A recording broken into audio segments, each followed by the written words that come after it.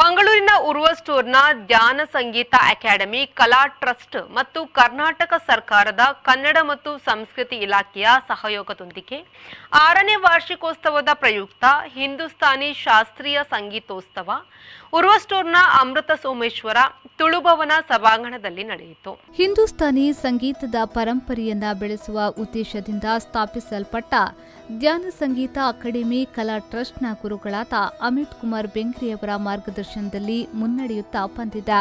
ವಿದ್ಯಾರ್ಥಿಗಳ ಮೇಲೆ ಸಂಗೀತದ ವಿಶೇಷ ಛಾಪನ್ನ ಮೂಡಿಸುತ್ತಾ ಬಂದಿದ್ದಾರೆ. ಇದೀಗ ಧ್ಯಾನ ಸಂಗೀತ ಅಕಾಡೆಮಿ ಕಲಾ ಟ್ರಸ್ಟ್ 6ನೇ ವಾರ್ಷಿಕೋತ್ಸವದ ಸಂಭ್ರಮದಲ್ಲಿದ್ದು, ಆ ಪ್ರಯುಕ್ತ ಹಿಂದೂಸ್ತಾನಿ ಶಾಸ್ತ್ರೀಯ ಸಂಗೀತೋತ್ಸವವನ್ನು ಹಮ್ಮಿಕೊಂಡಿದ್ರು.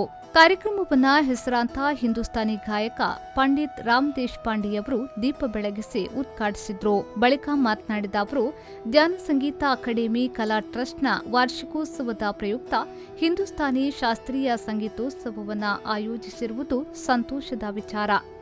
ಅನೇಕ ಮಂದಿ ಸಂಗೀತಗಾರರು ಇಲ್ಲಿದ್ದಾರೆ. ಅವರು ಉನ್ನತ ಮಟ್ಟಕ್ಕೆ ಬೆಳೆಯಲಿ ಎಂದು ಹಾರೈಸಿದ್ರು. अपने जीवन के कुछ साल हम अगर शरणागत हो गए और अच्छी तरह से रियाज किया तो उसका सक्सेस हमको ज़िंदगी भर मिलता है. तो इसीलिए मैं आप सबको रिक्वेस्ट करता हूँ कि ऐसे ही आप सीखते रहिए और आपके लिए एक अमित कुमार के रूप से अच्छे गुरु प्राप्त हुए हैं तो उनके पास जाइए, उनके पास सीखिए. और ध्यान संगीत एकेडमी का जो नाम है वो और अच्छी तरह से होना चाहिए कि जो कोई भी बोले कि ध्यान संगीत म्यूज़िक का एकेडमी का स्टूडेंट है तो वो अच्छा ही गाएगा, ऐसा होना चाहिए और ऐसे ही होगा. आज भी हो रहा है. ಮುಖ್ಯ ಅತಿಥಿಗಳಾಗಿ ಮಂಗಳೂರಿನ ಎಂಆರ್ಪಿಎಲ್ ಒಎನ್ಜಿಸಿಯ ಜನರಲ್ ಮ್ಯಾನೇಜರ್ ಮಂಜುನಾಥ್ ಎಚ್ಪಿ ಅವರು ಮಾತನಾಡಿ, ಧ್ಯಾನ ಸಂಗೀತ ಅಕಾಡೆಮಿಯಿಂದ ಅನೇಕ ಸಂಗೀತಗಾರರು ತಯಾರಾಗುತ್ತಿದ್ದಾರೆ. ಮುಂದಿನ ದಿನಗಳಲ್ಲಿ ಇವರ ಪ್ರತಿಭೆ ಇಡೀ ಜಗತ್ತಿಗೆ ಪರಿಚಯ ಆಗಲಿ.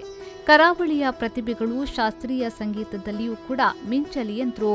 ಅನೇಕ ಅತ್ಯುತ್ತಮ ಸಂಗೀತಗಾರರು ಈ ಸಂಸ್ಥೆಯಿಂದ ತಯಾರಾಗ್ತಾ ಇದ್ದಾರೆ. ಮುಂದಿನ ದಿನದಲ್ಲಿ ಇವರ ಒಂದು ಪ್ರತಿಭೆ ಇಡೀ ಜಗತ್ತಿಗೆ ಪರಿಚಯ ಆಗ್ತದೆ.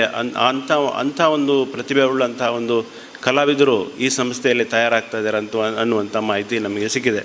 ಇದು ಹೀಗೆ ಮುಂದುವರಿಬೇಕು. ಅದೇ ರೀತಿ ಇಲ್ಲಿ ಸಂಗೀತಗಾರರು ಸಹ ಬೆಳಿಬೇಕು, ಇಡೀ ಪ್ರಪಂಚದಾದ್ಯಂತ ಹೆಸರು ಮಾಡಬೇಕು ಅಂತ ಹೇಳಿ ನನ್ನ ಒಂದು ಆಶಯ. ಕಾರ್ಯಕ್ರಮದ ಅಧ್ಯಕ್ಷತೆಯನ್ನ ಧ್ಯಾನ ಸಂಗೀತ ಅಕಾಡೆಮಿಯ ಕಲಾ ಟ್ರಸ್ಟ್ನ ಅಧ್ಯಕ್ಷರಾದ ಲೋಲಾಕ್ಷಿ ವಹಿಸಿದ್ರು. ಈ ಸಂದರ್ಭದಲ್ಲಿ ಮಂಗಳೂರಿನ ಕೊಡಿಯಲ್ಗುತ್ತಿನ ಶ್ರೇಯಾ ಕಿರಣ್ ಶೆಣಿ, ಧ್ಯಾನ ಸಂಗೀತ ಅಕಾಡೆಮಿಯ ಕಲಾ ಟ್ರಸ್ಟ್ನ ಅಮಿತ್ ಕುಮಾರ್ ಬೆಂಗ್ರೆ, ವಿ4 ನ್ಯೂಸ್ನ ಆಡಳಿತ ನಿರ್ದೇಶಕರಾದ ಲಕ್ಷ್ಮಣ್ ಕುಂದರ್ ಸೇರಿದಂತೆ ಮತ್ತಿತರರು ಉಪಸ್ಥಿತರಿದ್ದರು. ಕಾರ್ಯಕ್ರಮವನ್ನು ಪ್ರೇಮನಾಥ್ ಆಚಾರ್ಯ ಮತ್ತು ಮಯೂರ್ ಅವರು ನಿರೂಪಿಸಿದ್ರು. ರವೀಂದ್ರ ನಾಯಕ್ ಅವರು ಧನ್ಯವಾದವಿದ್ರು.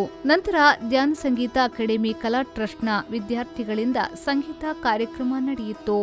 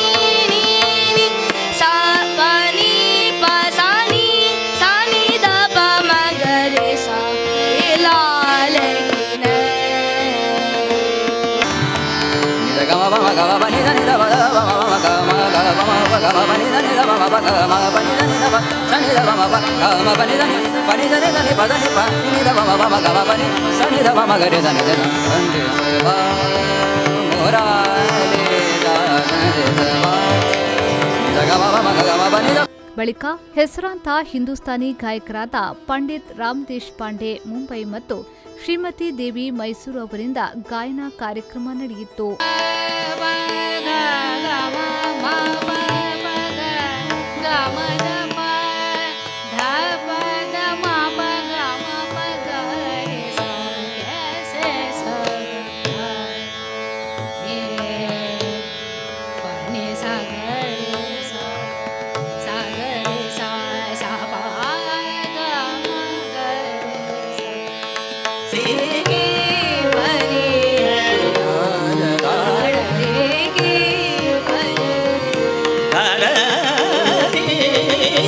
बनी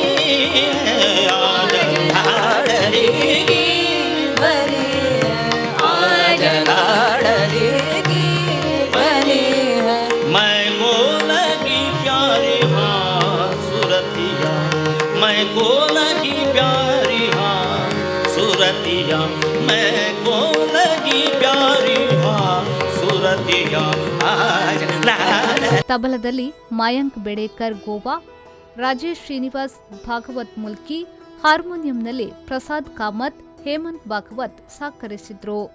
ಬ್ಯೂರೋ ರಿಪೋರ್ಟ್, ವಿ4 ನ್ಯೂಸ್, ಮಂಗಳೂರು.